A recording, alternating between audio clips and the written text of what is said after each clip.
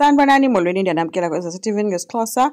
uSibongile ke kowabo uhleli notatakhe noVelephi kukhethwa ii-photos ke apha ezizosetyenziswa kwenziwa neprogram. uVelephi ke uyawacela into yoba naye azabe yi-part of iprogram azokwenza ispeech ngomamakhe. uMbambo ke bengavumi ke sithi hayi yena berhali ukwenza nje umngcwabo onesidima not ezi zinto zabo zobubhanxa bafuna ukuzenza. But ke uSibongile uye wangenelela esithi makamyeke ngumamakhe le ekugqibeleni, so naye uyarhalela uthetha ngomamakhe. Kuthe kusenjalo ke besathetha kwangena uKhuzwayo sebhodlela phezulu.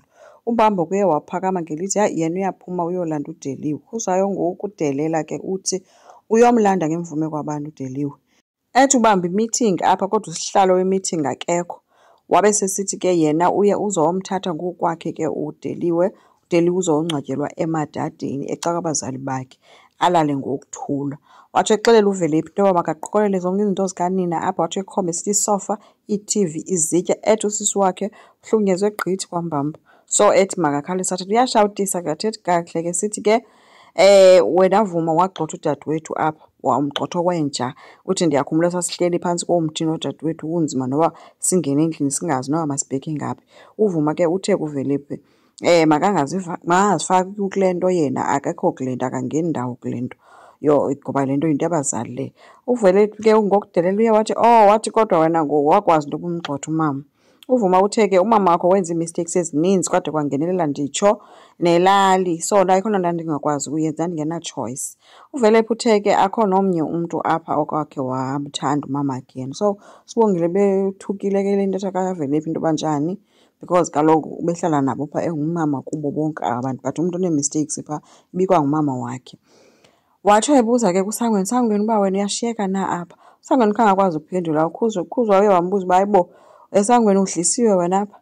Udlisiwe kwaMbambo. Watsho ephuma ke ngelithi yena uyolanda iveni izothatha zonke izinto zikaDeliwe phaa. uSangweni khangakwazi nophendula nelinye ke guys, oko ethule. uSibongile ubonakele ke yena ke esembalenhle ebulela kukwenzo ke ngokumzisa kowabo, ethi yeyi bekuzoba nzima xa bekuthiwa bekhwele iteksi laa nto bejongwe ngabantu ntontoni.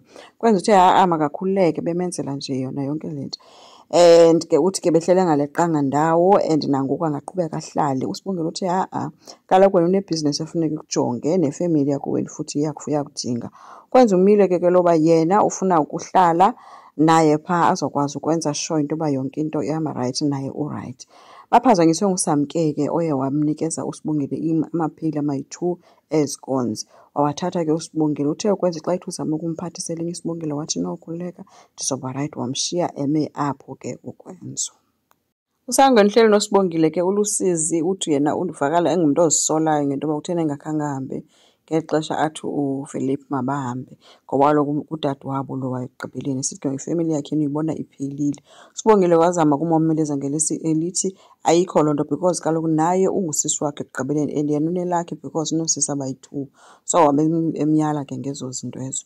uKhuzwayo yona ujike abantu basemochwari because uMbambo uthe xa efowuna phaa wafumanisa uba kuthiwa umzimba uthiwa uzothathwa usiwe eMadadeni, omnye uthi umzimba uzosiswa eXhopho, obe kusithiwa uthi uKhuzwayo. So umntu wasemochwari uthe uyacela bakhe bahlale phantsi bathethe ngayo yonke le nto yalo mngcwabo, ngoba uKhuzwayo ufike wathi phaa lo wadivosa nodade wabo, kanti uMbambo uthi zange ndidivose, ndinguMr Mbambo mna njengoba lowo nizomthatha enguMrs Mbambo.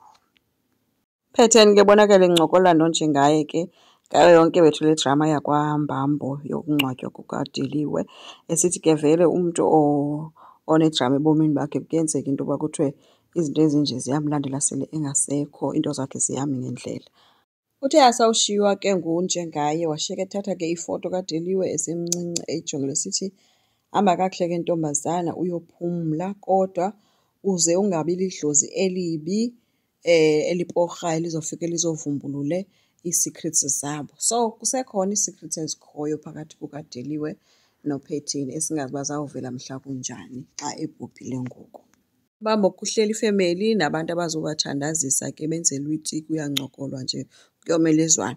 Kungene uKhuzwayo ke sisivuthevuthe ephethe intonga kazi eyakhe yankulu apha eshawutisa ebuza uba kwenzeka ntoni na apha. uMbambo uyamcela kakuhle into yoba mabaphume bayothethela phandle bobayi-2, hayi kwacala into yoba yenyukelana ke uKhuzwayo. Kude kwangenelela uMandulo ke embuza uba yena akazoyiki izinyanya okanye akaloyiki nolaka labantu abaphantsi. Bagcwaliselene ke uMandulo ke noKhuzwayo esithi ke uKhuzwayo, suka kujantshi wesitimela uzawushayiswa ligqudu. Wangenelela uMandulo wathi kuloo jantshi lowo uzawubona amabele enyoka elenga. Aye aphela emqaleni ke kuKhuzwayo, wathatha isikone besihleli etafuleni sibekelwe abefundisi, waphuma wahamba. Ushiyeke uMandulo ke ecela uxolo kubantu ebebekhona, ecela noxolo kubhuti wakhe. Asazi ke uba izawude ithini into kaDeliwe nomngcwabo. Enkosi, ngicela siqhubeke, subscribe, silike, singakhomenta futhi. Bye.